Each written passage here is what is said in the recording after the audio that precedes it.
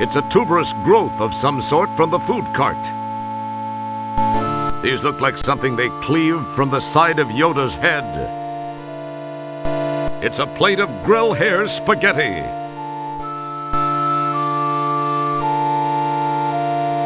You get fingerprints all over it.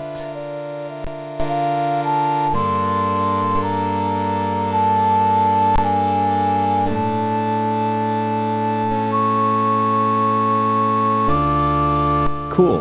Bobbit kebabs. They whip up some interesting food items in this joint. It's a nice round melon. I remember what this is. It's a rack of Orat. Haven't seen this stuff since Space Quest 1. It's a plate of grill hair spaghetti.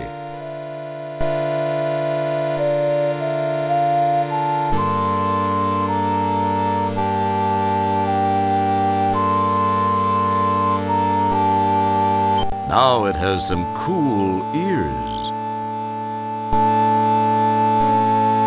The rack of Orat adds a nice touch. An interesting idea. Something's starting to take shape. What are you up to, Roger? In this galaxy, those two items don't do anything together. Maybe it's different in your neck of the woods, huh? A touchment of that adds something more to your work in progress. How creative. That's a nice touch.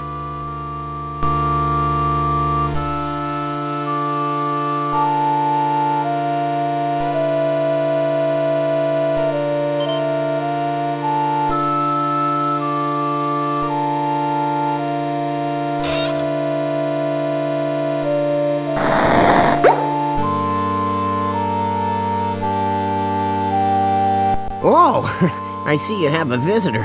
I'll leave you two alone, but you know the rules. 10 more minutes and they have to leave.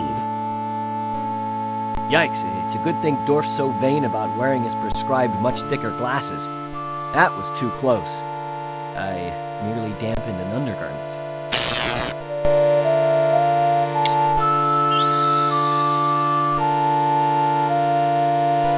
Enjoy. I'll be back to pick up the cart. With the force field on, I trust you won't be going anywhere. I have some matters to attend to now. Home sweet home, until you figure out how to get out of here and away from that nearsighted security guard. Gazing out the window reminds you of a legendary prisoner named the Birdman of Deep Ship 12. Who raised homing pigeons in his cell for months. He then hatched a scheme in which he'd write notes and attach them to the pigeons and send the pigeons out the window in search of help. Naturally, the birds would immediately explode upon being released into outer space, but he never gave up. When he was released, he was heavily recruited by SOL Incorporated.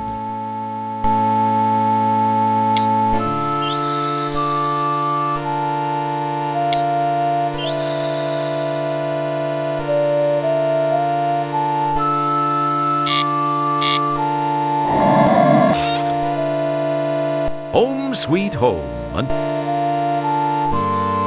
Inside this cell is the... Inside this cell... Home sweet home. Home sweet... From where you're sitting, it looks like freedom.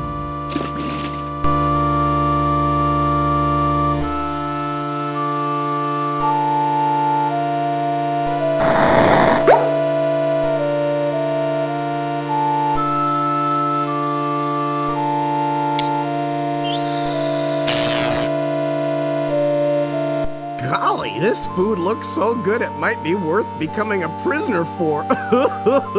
Yeah, like I'd sure want to be in your position. Not!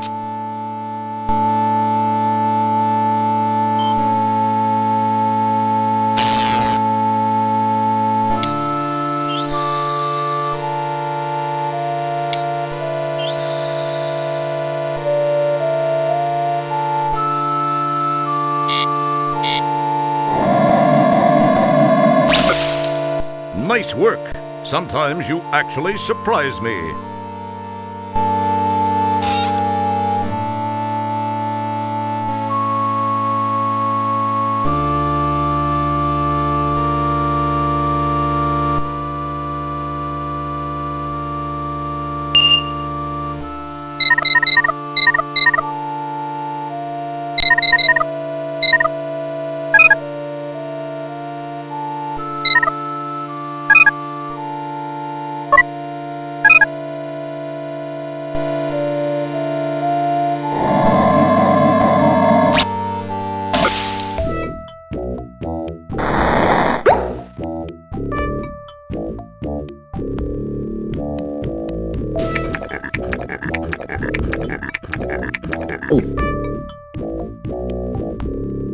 Good thinking.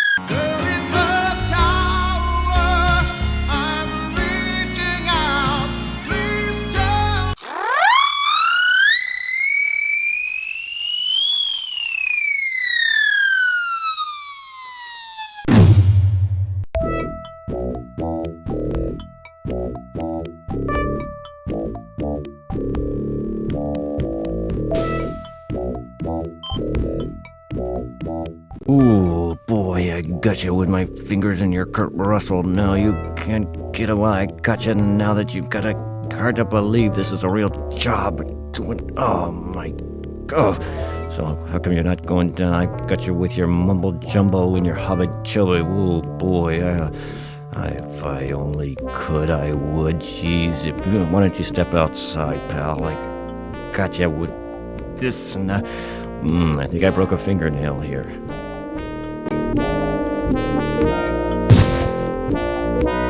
Smooth move. You've got his keyring. The teleport tube platform looks pretty much identical to all the others. It's one of two buttons you must push simultaneously to open the shuttle bay door.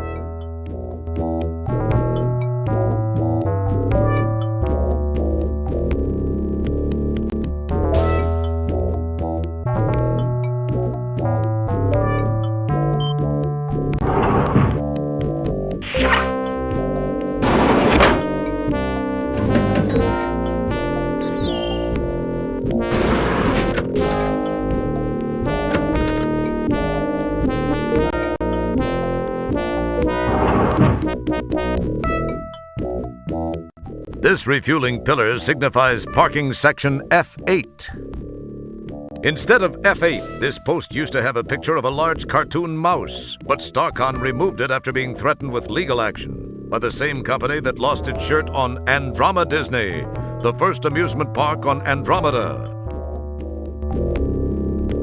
You hear a disembodied voice saying, "Remember your parking space, Luke." This support is labeled F9 so that entities can easily find where they park their shuttles, pods, runabouts, and other mini-ships. The Deep Ship's shuttle has a reserved spot in this row. Ooh, a mint-condition 57 Gateway Bel Air with mag thrusters, overhead lifters, and 4-pod barrels.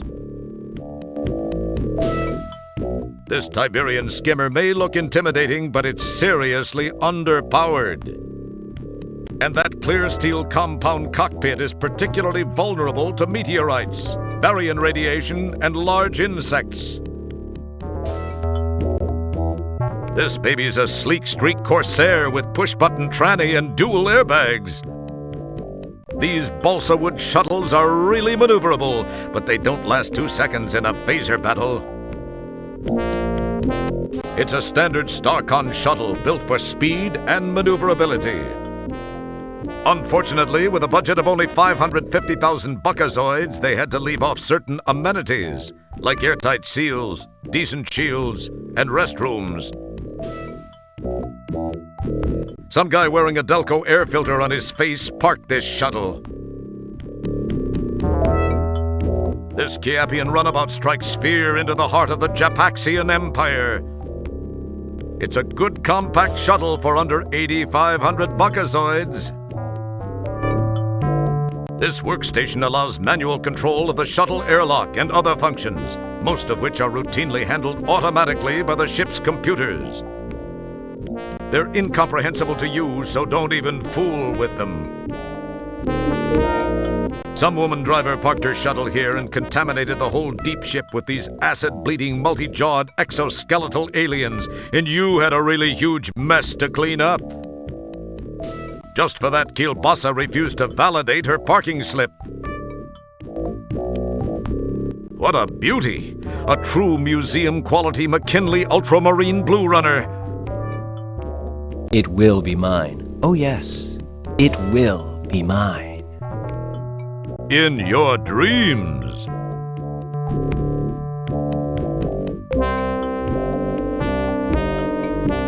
It probably seemed like a good idea.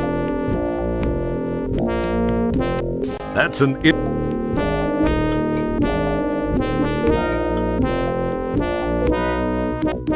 As cool as it would be to interface.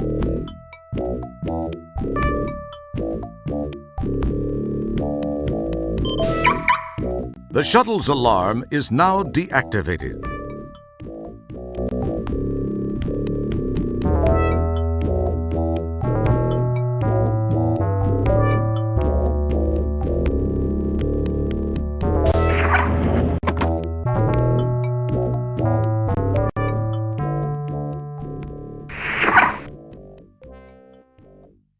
This tank of emergency oxygen serves an incredibly important purpose. It ensures that the shuttle's hatch makes a neat hissing sound when it opens and closes. Who in the world left all this trash in here? Isn't somebody supposed to clean up the shuttle when it comes back from a mission? Oh wait, that's me. On second thought, it doesn't look so bad, after all. Who in the world left all this trash in here? Oh wait. These are the seats for the pilot and navigator, built of a semi-translucent gel foam that molds itself to the shape of whoever's sitting in it. The semi-transparency also makes it easier to spot loose change and crumbs that have fallen between the cushions.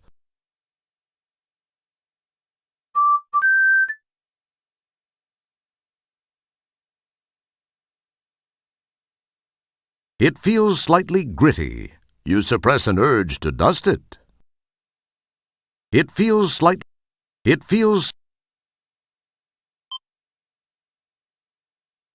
Don't pick at it, you'll only make it worse.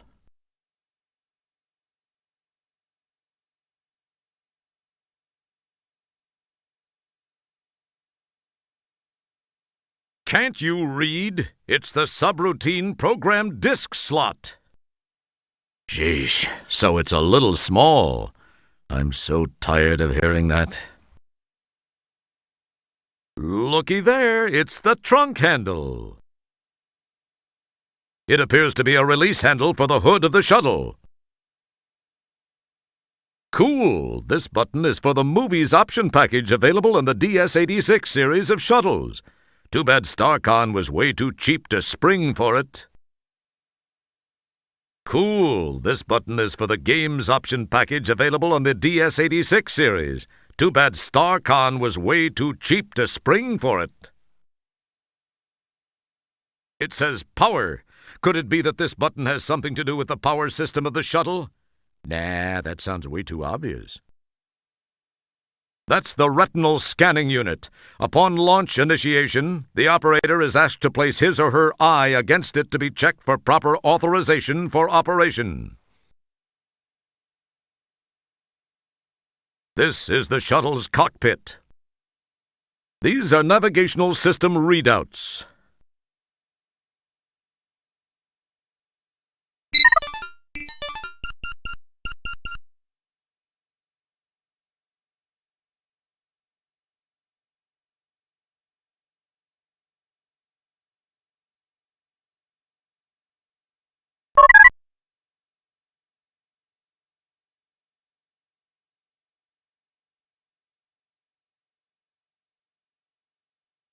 It feels slightly gritty. You suppress an urge to dust it.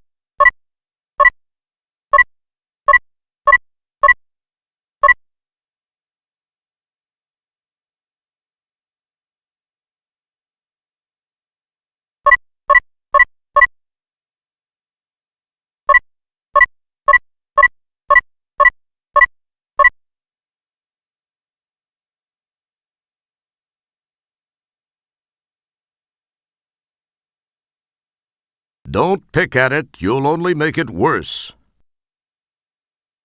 It feels...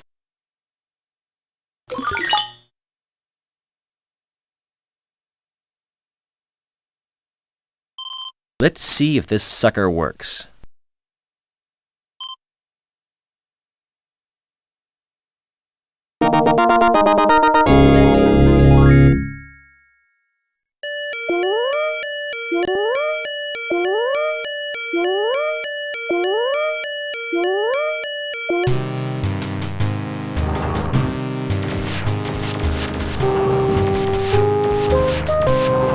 Hey! Here's your fish!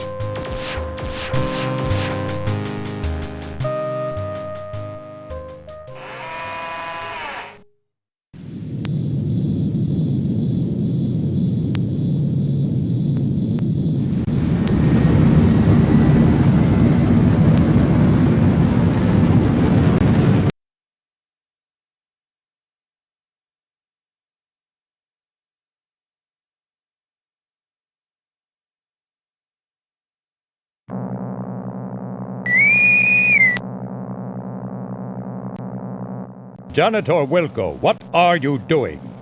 You have no authorization to take that shuttle. To make matters worse, you have launched into the middle of a super double reverse anti-anomaly. You will turn that ship around immediately and head back to the shuttle bay. Do you understand, Wilco? Bite me, Commander. What was that last transmission, Wilco? We're having a little problem with the signal, sir. I mean, with all due respect, sir, I did plead with you not to leave Stellar behind. Sir, I sense that something's just not right with that community. I don't believe Stellar is dead, and I just can't leave her there. I'm going to do this, sir, regardless of the consequences. Stellar saved my life not once, but twice. I owe her. Well, that was her own stupid mistake. I demand that you return at once, Wilco. If you do so and surrender now, your record will be taken into consideration during your disciplinary hearing. Oh, that'll help you loads. I'm sorry, sir, but I just can't. I have to do this. Wilco, you fool!